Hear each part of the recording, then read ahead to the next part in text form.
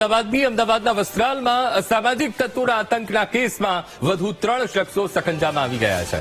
રામોલ પોલીસે 3 આરોપીને દબોચી લીધા. 13 માર્ચે હોળીના દિવસે લુખ્ખા તત્વોએ આતંક મચાવ્યો હતો અને અત્યાર સુધી રામોલ પોલીસે 17 આરોપીની ધરપકડ કરી છે.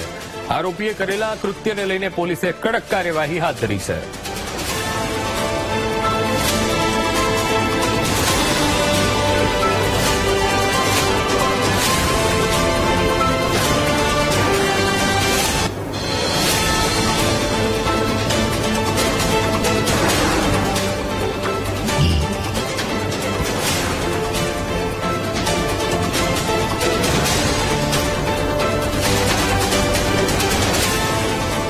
રાજ્યમાં હવે અસામાજિક તત્વોની ખેર નહીં. પોલીસે ગુંડા તત્વોની લિસ્ટ તૈયાર કર્યું છે અને ડીજીપીના આદેશ બાદ ગુંડા તત્વોનું લિસ્ટ તૈયાર કરવામાં આવ્યું છે.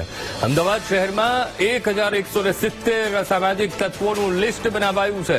અમદાવાદમાં ગુનાખોરી ડામવા શહેર પોલીસ કમિશનરે બેઠક કરી અને police commissioner GS Malik crime branch પહોંચ્યા. ક્રાઇમ બ્રાન્ચના અધિકારીઓ સાથે પોલીસ કમિશનર જીએસ મલિક બેઠક કરી રહ્યા છે. આરોપીઓ સામે કડક કાર્યવાહી કરવા બેઠકમાં એક્શન પ્લાન ઘડવામાં આવશે.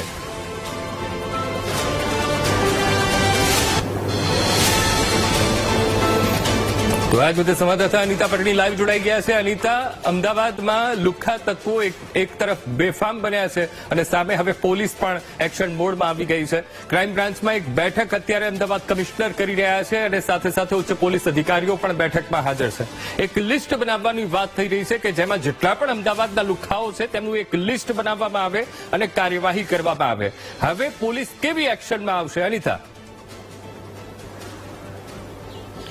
જી અંકુર, જે પ્રકારે વસ્ત્રાલની અંદર જે અસામાજિક તત્વો દ્વારા જે તોડફોડ કરીને જે આતંક મચાવવામાં આવ્યો હતો અને પોલીસને ખુલ્લો પડકાર ફેંક્યો હતો, કારણ કે જે અસામાજિક તત્વોને કાયદાનો ડર હતો નહીં, પોલીસનો ડર હતો નહીં, તેવા અસામાજિક તત્વોને કાયદાનું ભાન કરાવવા પોલીસે અત્યારે એક્શન પ્લાન શરૂ કર્યો હતો. જે આરોપીઓ હતા, જે પૈકી અત્યાર સુધીમાં 17 આરોપીઓને ઝડપી પાડવામાં આવ્યા છે, પરંતુ અમદાવાદમાં એવા અનેક અસામાજિક તત્વો જે છે તે જુદા જુદા વિસ્તારમાં લોકોને પરેશાન કરી રહ્યા છે, કાયદાને હાથમાં લઈ રહ્યા છે અને ગુનાખોરી વધારી રહ્યા છે. આ ગુનાખોરી ડામવા માટે પોલીસ કમિશનર જીએસ મલિક દ્વારા એક એક્શન પ્લાન તૈયાર કરવામાં આવ્યો છે અને જુદા જુદા વિસ્તારમાં જે ગુનેગારો જે છે તેઓની પર નિયંત્રણ લાવવા અને તેઓને કાયદાનું ભાન કરાવવા માટે હાલ એક એક્શન પ્લાન તૈયાર કર્યો છે. જે પૈકી 1170 જેટલા જે ગુનેગારો જે છે તેનું એક લિસ્ટ તૈયાર કરવામાં આવ્યું છે. ક્રાઇમ બ્રાન્ચની ટીમે આ લિસ્ટ તૈયાર કર્યું છે. ખાસ કરીને ક્રાઇમ બ્રાન્ચની અધ્યક્ષતા હેઠળ અત્યારે પોલીસ કમિશનર જીએસ મલિક દ્વારા હાલ બેઠક યોજવામાં આવી છે. ક્રાઇમ બ્રાન્ચ ખાતે પોલીસ કમિશનર ખુદ હાજર છે, ઉચ્ચ અધિકારીઓ સાથે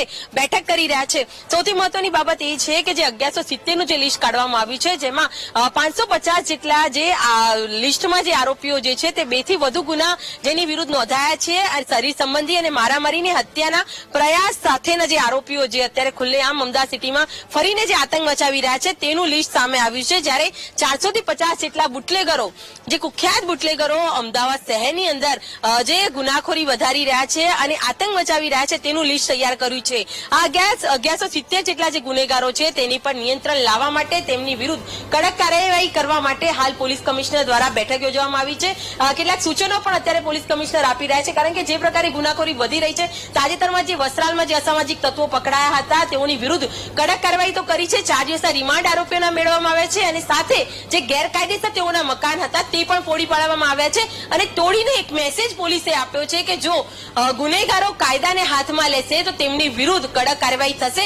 તે જ કડક કાર્યવાહીના ભાગરૂપે આજે બેઠક યોજવામાં આવી છે અને અમદાવાદ શહેરમાં જે 1170 જેટલા જે ગુનેગારો જે છે તે બેફામ છે, જેઓને કાયદાનો ડર નથી, તેઓની વિરુદ્ધ કડક પગલા લેવા માટેની હાલ આ બેઠક યોજાઈ રહી છે. જી બિલકુલ અનિતા, સમગ્ર માહિતી સાથે જોડાવા બદલ આપનો આભાર.